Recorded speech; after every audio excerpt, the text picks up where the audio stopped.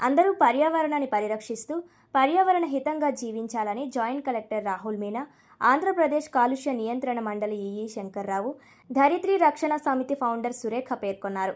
గురువారం కాకినాడలో ఆంధ్రప్రదేశ్ కాలుష్య నియంత్రణ మండలి, ధరిత్రి రక్షిత సమితి సంయుక్త ఆధ్వర్యంలో ప్రపంచ పర్యావరణ దినోత్సవం సందర్భంగా భారీ ర్యాలీ నిర్వహించారు.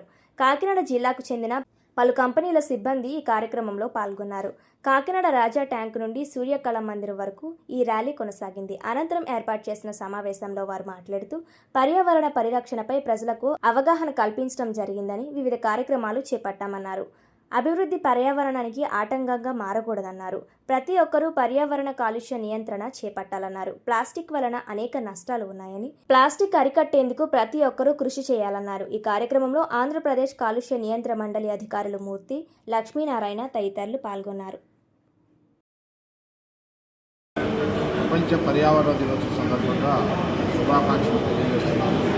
అందరికీ తెలుసు, ఏదైతే స్టాక్ హోమ్లో 1972లో ప్రతి సంవత్సరము కూడా జూన్ 5వ తారీఖుని ప్రపంచ పర్యావరణ దినం సెలబ్రేట్ చేసుకుంటున్నాము. ఒక థీమ్ తీసుకొని ఈ సంవత్సరం ఈ 2025 సంవత్సరానికి గాను ఎండింగ్ ప్లాస్టిక్ పొల్యూషన్ అనే థీమ్ని ఇవ్వడం జరిగింది.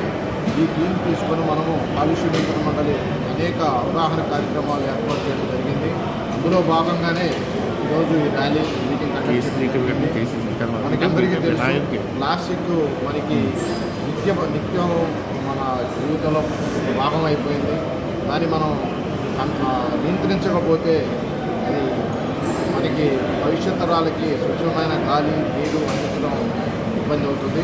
కాబట్టి ప్రతి ఒక్కరు కూడా ఒక్కరిగా అనుకోకుండా అందరం కూడా చేయి కలిపి ఈ ప్లాస్టిక్ని వాడకాన్ని పూర్తిగా నియంత్రించడం వల్ల మన పర్యావరణాన్ని రక్షించిన వాళ్ళు అవుతాము.